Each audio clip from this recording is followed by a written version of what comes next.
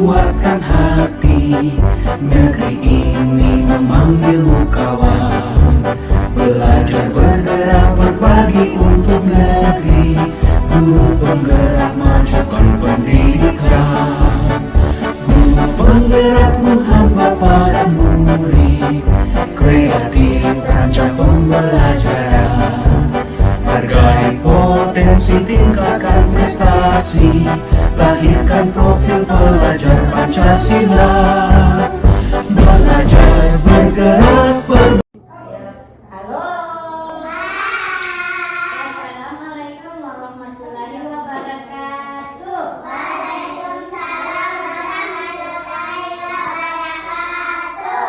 Oke teman-teman, hari ini kita sepakat mau buat keyakinan kelas ya. Kesepakatan kelas. Teman-teman tahu apa itu kesepakatan kelas? Tahu? Apa? Apa itu kesepakatan kelas, Fauzia? Oh, menyanyi. Apa lagi? Apa? Hah? Ya, kesepakatan kelas itu, teman-teman, kesepakatan kelas itu adalah hal-hal baik yang kita sepakati bersama ibu dan teman-teman. Seperti apa? Coba lihat, siapa yang tahu ini gambar? Gambar apa ini? Nah, gambar teman yang sedang apa? Minta maaf. Jadi bisa ya kita buat kesepakatan kalau berbuat salah kita harus minta maaf. Boleh? Boleh. Jadi meminta maaf jika melakukan kesalahan. Kemudian kalau yang ini, coba lihat yang ini. Mau pergi di sekolah. Pergi di sekolah jam berapa? Pagi-pagi. Pagi-pagi. Boleh mau datang ke sekolah jam 10? Tidak boleh. Mau terulang. Jam berapa mau datang ke sekolah? Pagi. Jadi ini kesepakatan yang kedua, ke sekolah tepat waktu. Kemudian yang ketiga apa ini? Mencuci tangan harus apa? Antri. Jadi budaya antri. Yang ini lagi. Coba lihat ini. Membongkar mainan. Kalau selesai anak-anak bermain, mau diapakan itu? Atur pintar. Jadi kesepakatan yang berikutnya, merapikan mainan setelah digunakan atau setelah bermain harus mengatur kembali itu permainan. Yang ini, berbuat baik itu tandanya apa? Tandanya baik, saling menghargai dan menyayangi. Jadi kalau umpamanya ada yang gagal di teman, harus apa? Minta apa? Maaf. Jadi kesepakatan berikutnya, saling menyayangi dan menghargai. Kurang dulu lagi ada ini. Ini lihat gambar apa? Garis atau teman-teman kalau sampai dari rumah sampai ke sekolah mengucap apa? Assalamualaikum. Berarti kesepakatan berikutnya mengucap salam. Kemudian yang ini belajar. Kesepakatan berikutnya mendengarkan penjelasan dari ibu guru. Oke teman-teman, sepakat? Yang tadi yang sudah teman-teman sebutkan. Sekarang ibu minta satu orang balem di papan tulis. bagi untuk negeri. Kita menjalin kolaborasi. Belajar bergerak berbagi untuk. Assalamualaikum warahmatullahi wabarakatuh. Waalaikumsalam warahmatullahi wabarakatuh.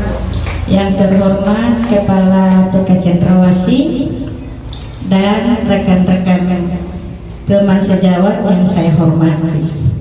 Pertama-tama saya ucapkan terima kasih kepada teman-teman yang sudah meluangkan waktunya pada hari ini untuk hadir di sekolah ini dalam rangka diseminasi menyebarkan pemahaman dan penerapan pengalaman budaya positif yang sudah kami dapatkan melalui modul 1.4 program guru penggerak yang sedang kami jalan pada sekarang ini. Oke, sebelum saya lanjutkan kita speaking dulu ya.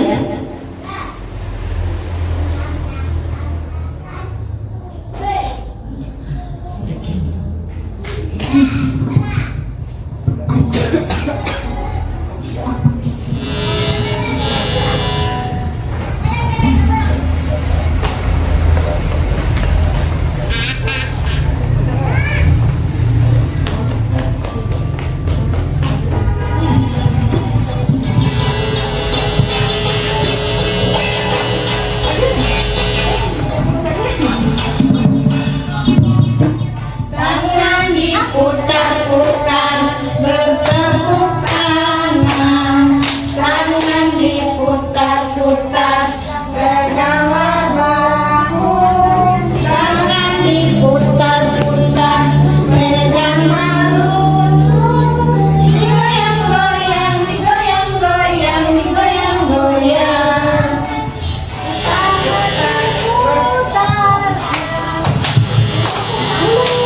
Putar-putar, peganglah bahu. Tangan diputar-putar, peganglah lutut. Digoyang-goyang, digoyang-goyang, digoyang-goyang. Diputar ke atas, diputar-putar, diputar ke bawah, diputar-putar, diputar ke kanan, diputar-putar, diputar ke Bisa nanya. kiri. Tambah ya video. Oke. Iya. Ini kayaknya ada gemar. Kita lanjut ya teman-teman.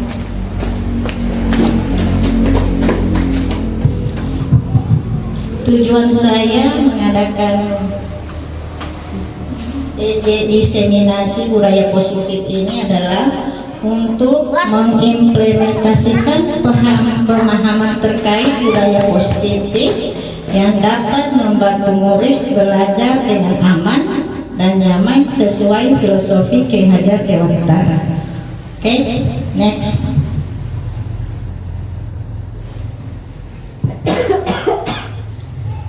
Sini budaya positif adalah nilai-nilai keyakinan-keyakinan dan kebiasaan-kebiasaan di sekolah yang berpihak pada murid agar murid dapat berkembang menjadi pribadi yang kritis, penuh hormat dan tanggung jawab.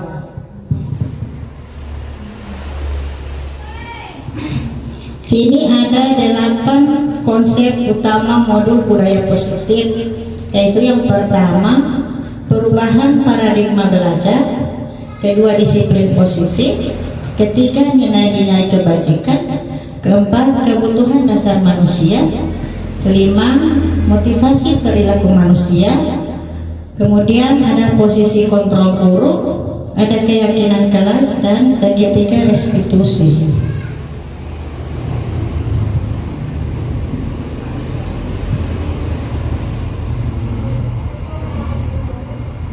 Kartu kata baca mulai baca yang banyak.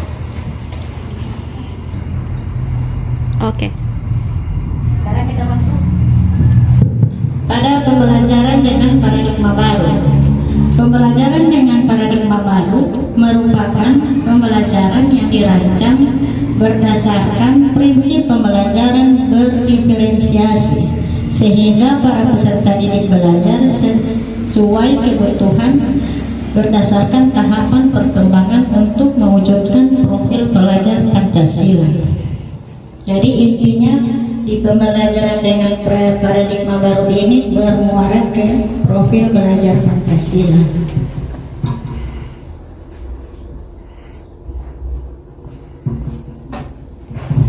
Next, untuk mengembangkan pendidikan karakter, salah satunya adalah dengan dikembangkan budaya positif di lingkungan sekolah.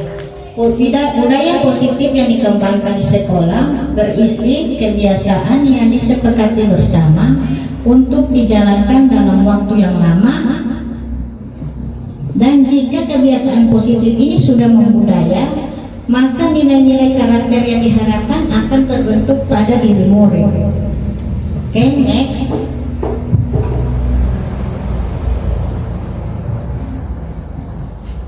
Kita masuk pada disiplin positif. Disiplin positif merupakan salah satu cara penerapan disiplin yang bertujuan untuk menumbuhkan kesadaran serta memberdayakan anak untuk melakukan sesuatu tanpa paksaan, ancaman, dan hukuman.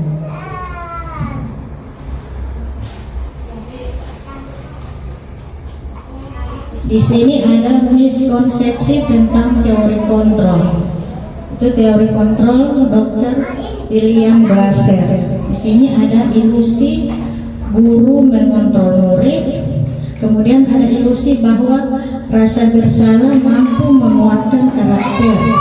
Kemudian ilusi bahwa semua penguatan positif efektif dan bermanfaat. Juga ada ilusi bahwa orang dewasa berhak memaksa.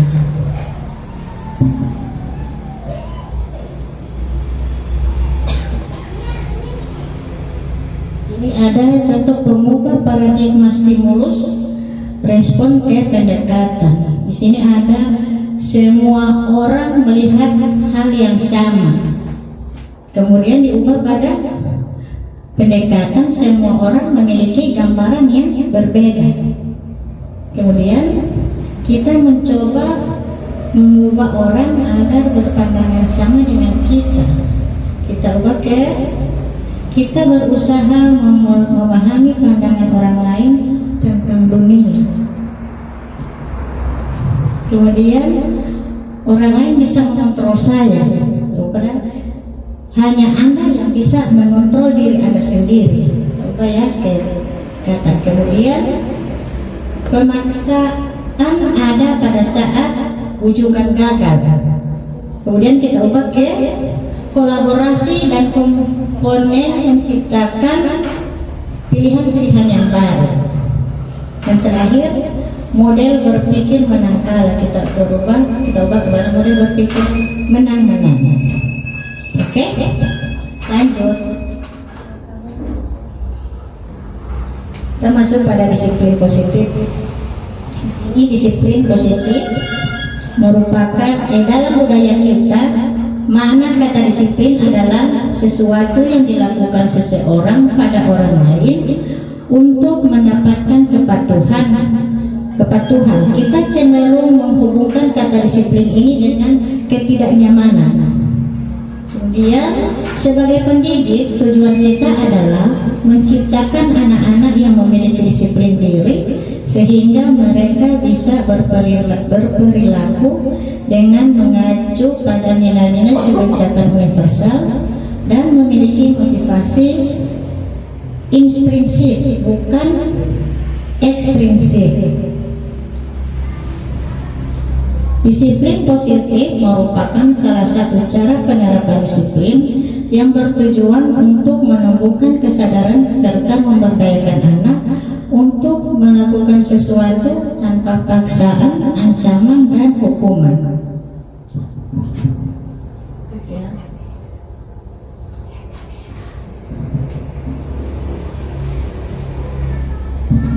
Jadi secara sederhana, pengertian disiplin dapat dipahami sebagai sikap taat dan patuh terhadap aturan yang berlaku. Kedisiplinan perlu dipupuk sejak usia dini, sedangkan nilai-nilai kebijakan universal adalah nilai kebajikan yang telah disepakati bersama. Berarti ini perbedaan dari pengertian disiplin dan nilai-nilai kebajikan universal yang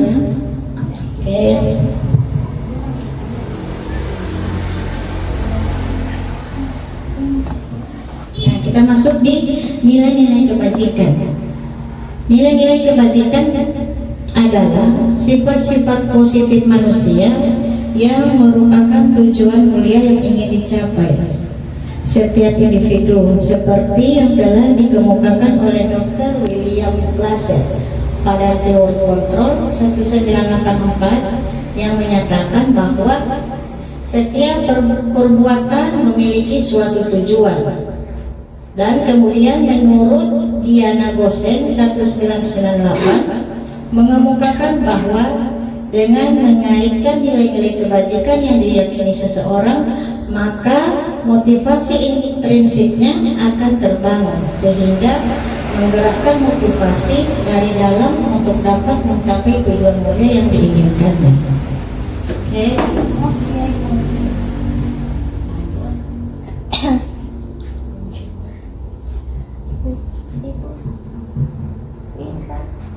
Sini ada nilai-nilai kebajikan ya.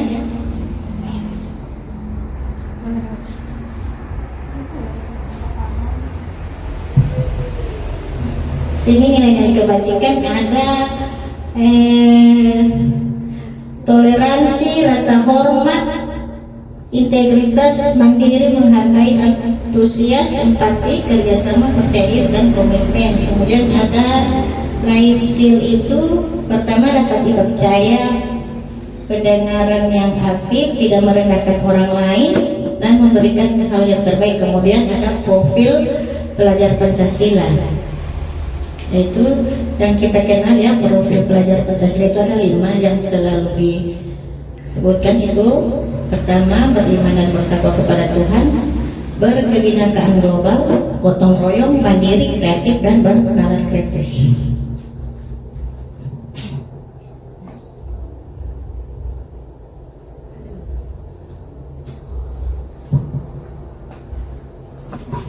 Di sini kita untuk menciptakan lingkungan yang positif, banyak strategi yang bisa kita lakukan ya. Salah satunya yaitu kita perlu meninjau kembali dalam penerapan disiplin yang sudah ada di sekolah kita.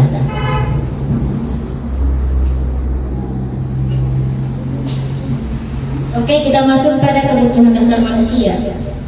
Kebutuhan dasar manusia adalah segala sesuatu yang kita lakukan untuk apa yang kita inginkan, untuk mendapatkan apa yang kita inginkan.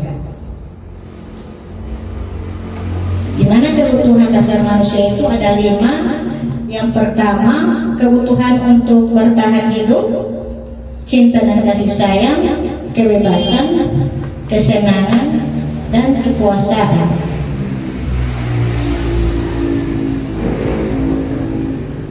Di sini untuk poin untuk kebutuhan bertahan hidup itu adalah kebutuhan yang bersifat fisiologis untuk bertahan hidup. Misalnya kita butuh untuk makan, kita butuh tempat berlindung seperti rumah, kesehatan, dan juga rumah, makanan, kesehatan, pakaian, dan banyak lagi ya. Kemudian kita kebutuhan dasar cinta dan kasih sayang itu sama dengan atau kebutuhan untuk diterima, kebutuhan untuk mencintai dan memiliki meliputi kebutuhan akan koneksi sosial ya, kebutuhan untuk memberi dan menerima kasih sayang. Berarti kalau di sini itu kayak hubungan kita dengan sesama, dengan teman atau dengan masyarakat luas. Kemudian termasuk pada kebutuhan ketiga manusia, yaitu pengakuan atau penguasaan, kebutuhan pengakuan. Ini pengakuan atas kemampuannya. Kebutuhan ini berhubungan dengan kekuatan untuk mencapai sesuatu, diakui atas prestasi atau keterampilan kita. Jadi pengakuan ya, berarti kalau umpamanya misalnya saya butuh pengakuan dari teman-teman bahwa saya adalah bergerak. Kemudian kita masuk pada kalau untuk pengakuan ini kalau untuk anak-anak TK, jadi seperti kayak dia itu maunya itu dia itu diakui kalau di kelas itu dia yang lebih dari teman-teman yang wow, gitu ya kalau untuk anak-anak. Kemudian sekarang kita masuk di kebutuhan yang keempat, yaitu kebebasan. Kebebasan atau sama dengan kebutuhan akan pilihan adalah kebutuhan akan kemandirian, otonomi, memiliki pilihan. Ya, lanjut. Kita masuk pada kebutuhan yang kelima, yaitu kesenangan. Kesenangan di sini yang artinya atau kebutuhan untuk merasa senang, kebutuhan akan mencari kesenangan, atau misalnya apa yang bisa membuat anak-anak itu merasa bahagia atau merasa senang di dalam kelas, misalnya seperti itu. Kalau kita sebagai guru, kita juga butuh hal yang bisa membuat kita senang, membuat kita bebas dari segala masalah yang membuat kita bisa stres. Jadi mungkin dengan tertawa bisa membuat kita senang, jadi itu termasuk dalam kebutuhan kesenangan. Oke? Next. Lanjut.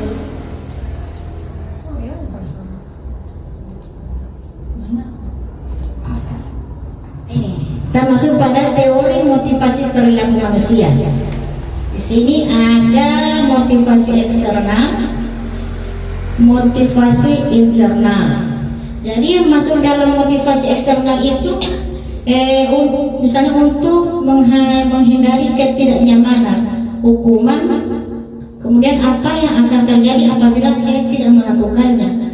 Begitu, umpamanya seperti contoh saya masuk ini program guru penggerak. Jadi motivasinya itu apa yang akan terjadi kalau saya tidak ikut guru penggerak. Maksudnya mungkin terang masuk guru penggerak cuma hanya karena ada dorongan dari teman-teman atau dari atasan kita, itu termasuk begitu ya, itu masuk dalam motivasi eksternal. Kalau yang masuk di motivasi internal itu berarti yang keluar dari diri kita. Saya ingin ikut program guru penggerak ini karena saya ingin berubah, saya ingin maju.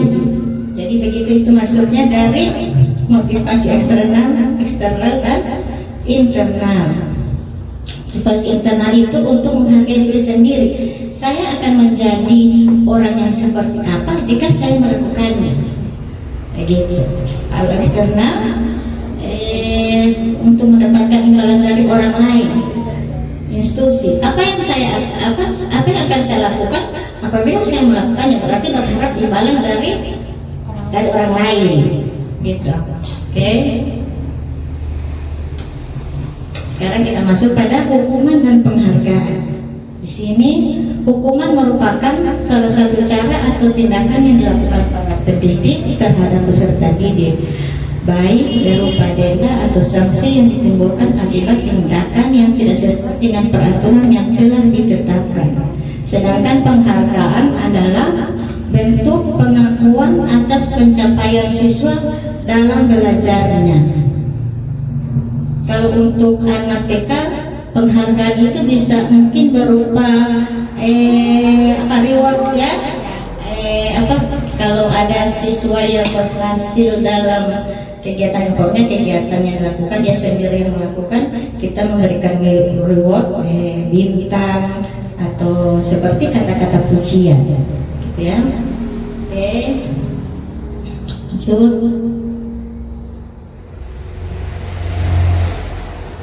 Ini dia ada perbedaan ini, hukuman, konsekuensi, dan restitusi. Ini hukuman itu hukumannya itu seperti hukuman itu tidak terencana, secara tiba-tiba. Nah, murid tidak tahu apa yang akan terjadi, tidak dilibatkan, bersifat satu arah, merupakan berupa hukuman fisik. Berarti hukuman ini hanya bersifat searah. Misalnya secara tidak langsung ibu guru memberikan hukuman pada anak, umpamanya ada anak yang mengganggu teman lain, itu seperti secara spontan kita memberi hukuman kepada anak. Kemudian Kalau konsekuensi itu terencana dan disepakati. Konsekuensinya itu murid tetap dibuat tidak nyaman. Sikap guru selalu memonitor murid. Berarti seperti contoh kita memberi konsekuensi kepada anak. Kalau anak-anak itu umpamanya dia mengganggu teman, apa konsekuensi yang akan diterima anak jika dia mengganggu teman? Apa yang akan ibu berikan konsekuensi kepada anak pada saat dia mengganggu teman? Dan kita masuk pada restitusi. Restitusi adalah proses menciptakan kondisi bagi murid untuk memperbaiki kesalahannya. Itu di sini ada di restitusi ini ada kolaboratif yang mengajarkan murid untuk mencari solusinya sendiri. Jadi di restitusi ini kita memberikan kesempatan kepada anak untuk memperbaiki kesalahan yang sudah dia perbuat.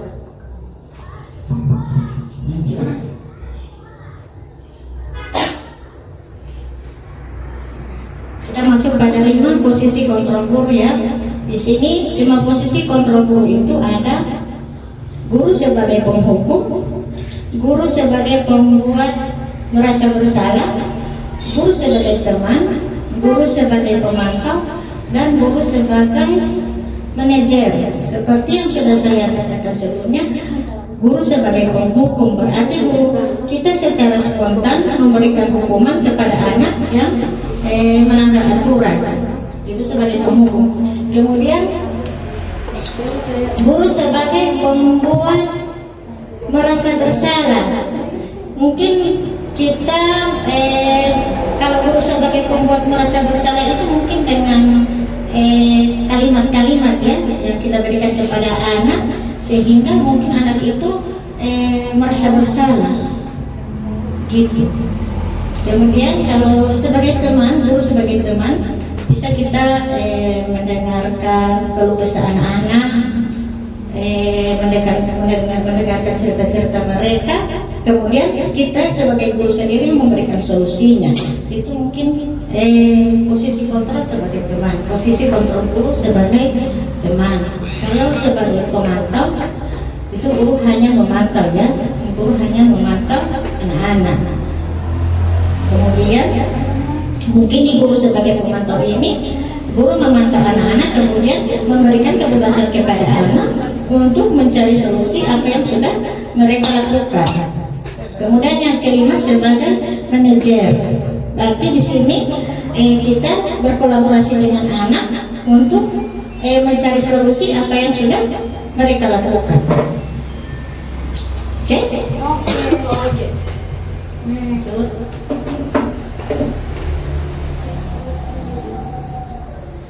Kita masuk keyakinan kelas ya. Keyakinan kelas berupa pernyataan-pernyataan universal yang dibuat dalam bentuk kalimat positif. Keyakinan kelas tidak dibuat dalam jumlah yang banyak sehingga mudah diingat dan dipahami oleh semua warga kelas. Keyakinan kelas merupakan sesuatu yang dapat diterapkan di lingkungan kelas tersebut. Lanjut. Di keyakinan kelas ini guru berperan dalam mewujudkan terbentuknya keyakinan kelas dengan adanya kesepakatan dengan warga belajar lainnya atau dengan murid-murid. Kemudian keyakinan kelas itu berupa pernyataan universal yang mudah diingat, dipahami, dan harus diterapkan dalam lingkungan kelas itu. Mungkin contoh kalau di TK itu keyakinan kelas itu seperti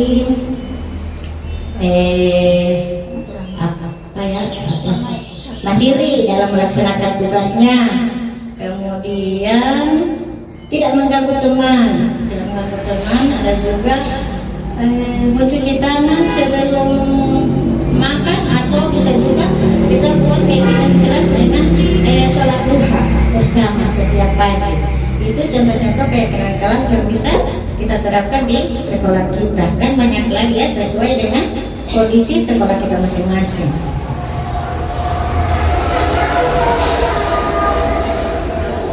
Di sini ya ada, kalau menurut saya keyakinan kelas itu cuma 4 4 ya yang saya angkat di sini. Keyakinan kelas itu harus bersifat abstrak, mudah diingat, sesuai dengan kondisi sekolah atau kelas, dan melibatkan semua warga kelas dalam pembuatan keyakinan kelas.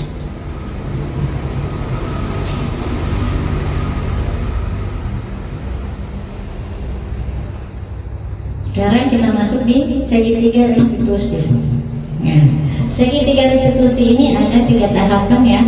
Yang pertama, atau segitiga restitusi itu adalah suatu proses dialog yang dijalankan oleh guru agar dapat menghasilkan murid yang mandiri dan bertanggung jawab. Dan segitiga restitusi itu ada 3 tahapan. Yang pertama itu dia menstabilkan identitas, kemudian validasi tindakan yang salah, dan terakhir itu menanyakan tentang keyakinan. Kita masuk pada tahap menstabilkan identitas. Pada tahapan ini peserta didik diajak untuk tenang dan kembali ke suasana hati dengan di mana proses dan penyelesaian masalah bisa kita lakukan. Guru dapat mengucap kata-kata sebagai berikut: berbuat salah itu tidak apa-apa, tidak ada manusia yang sempurna, kita bisa menyelesaikan ini dan lain-lain. Jadi di tahapan ini mungkin kita mengajak anak, mungkin pertama itu ya kita mendengar alasan-alasan anak melakukan suatu perbuatan atau melakukan suatu kesalahan. Kita tanyakan kepada anak apa alasan anak sampai dia bisa berbuat begitu.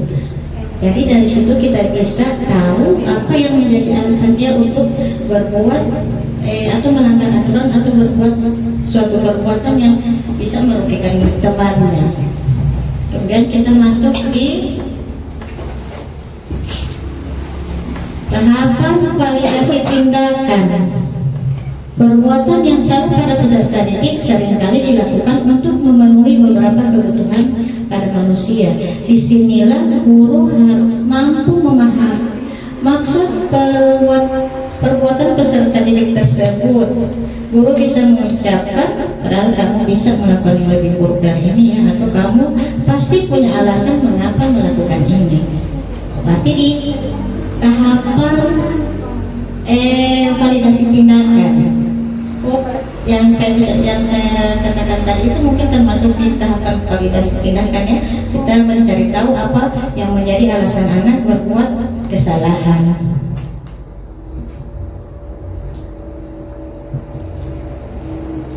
Masuk pada tahapan menanyakan keyakinan.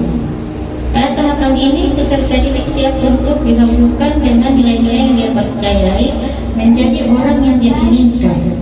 Dan guru dapat mengucapkan kata, kamu mau menjadi seperti apa? Mungkin setelah kita tahu apa alasannya dia berbuat sesuatu atau melanggar peraturan. Jadi di sini mungkin kita bisa menyatakan, menanyakan pada anak, mungkin umpamanya anak tidak ikut sholat duha.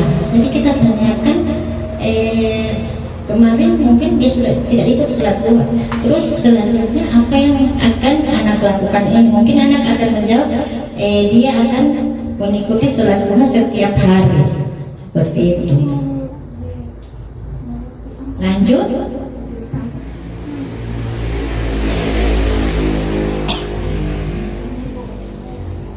Ini dia penerapan segitiga restitusi. Di penerapan segitiga restitusi dalam pemecahan masalah lebih ditekankan pada cara membangun komunikasi yang efektif antara guru dan peserta didik yang memiliki masalah. Komunikasi dapat terbangun baik jika maksud komunikasi tersampaikan dengan baik. Jadi itu ya, kalau ibu guru sudah marah-marah duluan, bisa tidak mendapat solusi dari masalah yang sedang dicarikan solusinya. Jadi di sini kita membangun komunikasi yang efektif ya antara guru dan peserta didik yang memiliki masalah. Mungkin kalau dengan anak TK Mau tanya mereka, kenapa Tino itu ada berbuat begitu? Kenapa Tino itu tidak sholat duha? Kalau guru sudah emosi menanyakan langsung, dia punya rastanya itu sudah tidak ada, atau tidak menemukan jalan keluar dari permasalahan yang kita hadapi itu, yang akan kita carikan solusinya.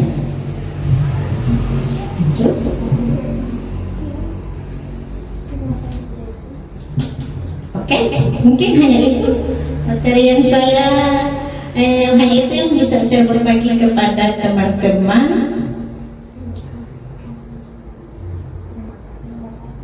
Terima kasih. Sebelum saya tutup, saya mau menanyakan refleksi dulu kepada teman-teman. Apa yang mungkin apa yang teman-teman dapatkan setelah saya berbagi pemahaman ini? Mungkin ada di antara teman-teman yang bisa. Sini.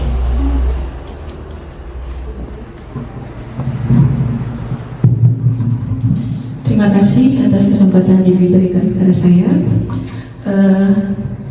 Pada hari ini saya sangat senang mendapatkan ilmu yang baru, Ibu, di mana saya dapat mempelajari segitiga restitusi, saya dapat ilmu tentang keyakinan kelas, dan materi ini dapat diterapkan di sekolah saya. Oke, bagi saya itu terima kasih. Mungkin dari teman-teman lain, Bu Alma.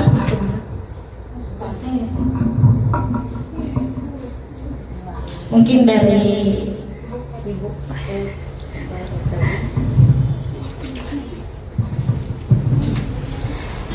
Baik, terima kasih atas materi yang sudah disampaikan ya Ibu. Materi ini sangat menarik sekali karena memang ini harus diterapkan di sekolah kita, apalagi kalau kita sudah menjalankan kurikulum merdeka. Dari keseluruhan materi ini sangat rinci dan jelas, dan semoga nanti bisa diterapkan di sekolah kita. Terima kasih Bu. Oke, terima kasih. Alhamdulillah ya. Mungkin maksudnya walaupun belum sempurna materi ini, mungkin kita bisa sharing pendapat ya. Mungkin bisa saling memberikan masukan untuk penerapan keyakinan kelas. Misalnya dalam penyusunan keyakinan kelas di sekolah kita masing-masing. Oke, sekian. Terima kasih saya ucapkan kepada teman-teman yang sudah meluangkan waktunya untuk menghadiri undangan kami, dan untuk mengakhiri pemaparan saya hari ini, saya ucapkan alhamdulillah, sekali lagi terima kasih buat teman-teman. Wabillahi taufiq wal hidayah. Wassalamualaikum warahmatullahi wabarakatuh. Terima kasih.